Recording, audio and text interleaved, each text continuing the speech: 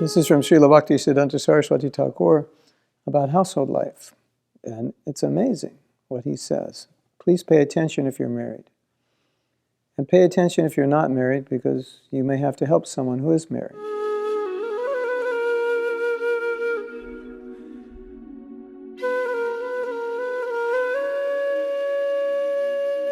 The cardinal principle of Grihastha ashram is that no one may be the owner of any property or service of another.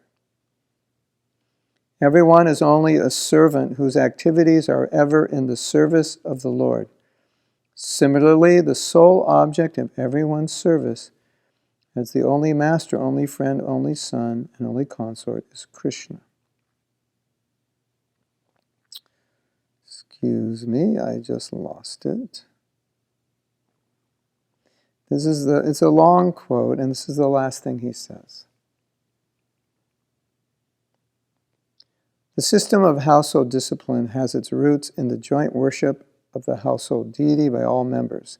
The reason why the Guru does not ordinarily ask any person to enter the state of wedlock is that it is very rare to find anyone in this world who is willing to regard his or her wife or husband as worthy of his or her unconditional services. This is, however, exactly the only relationship between husband and wife that alone can be sanctioned by the Guru.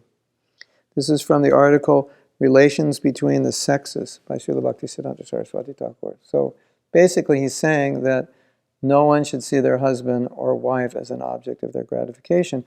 To be a devotee means everything is for service, and then I am servant. And as I've said before, it's amazing how that philosophy is so clear. It's so well indoctrinated into the depths of our being, and then when we get married, we think, I'm the enjoyer of my husband, or I'm the enjoyer of my wife.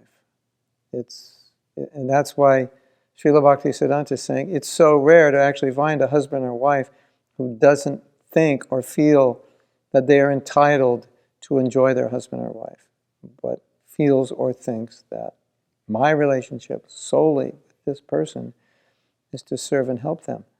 And then someone might say, well, why would you want to get married if you can't enjoy your husband or wife? Well, that's the material concept of marriage, and that's why marriages break up left and right, because they're entered in a material concept. They're not entered with the idea, I'm going to serve this person. I'm not the enjoyer of this person. If you enter marriage, or you are married, and you have that concept, it's highly unlikely you're going to have a successful marriage, a peaceful marriage, a Krishna conscious marriage.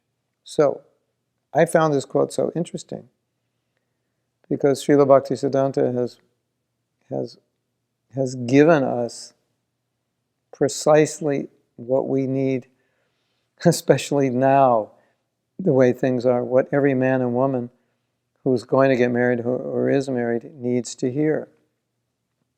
And also how rare it is to find somebody that can do this. So, I'm not the enjoyer, you're not the enjoyer. I'm not the controller, you're not the controller. I'm not the enjoyer of my wife. I'm not the controller of my wife. And if I marry with the desire to enjoy and control, that has nothing to do with Krishna consciousness. I don't have a right to control or enjoy anything. Even my wife or husband, they're not mine, they belong to Krishna. And I have to see them as Krishna's property, not mine.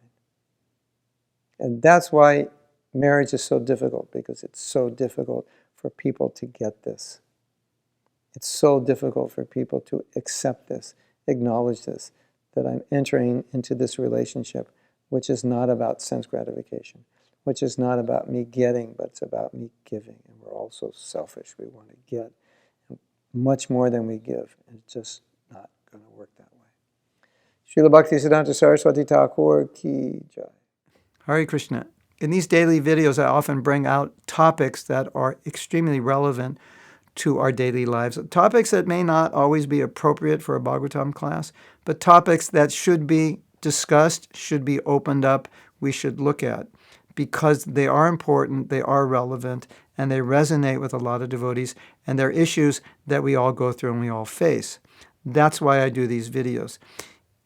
This is important, and I'd like to share these videos with as many devotees as possible, because I know there are many, many devotees dealing with these issues, because I get letters all the time. And so there are thousands of devotees that are dealing with issues that I speak about every day that are not hearing these videos. And you can help by sharing these videos with your friends, liking these videos, and whatever you have to do to get it out. I'm not that Facebook savvy or YouTube savvy, but whatever you have to do to share, I think it will be helpful. I think there are many devotees that need to hear these things.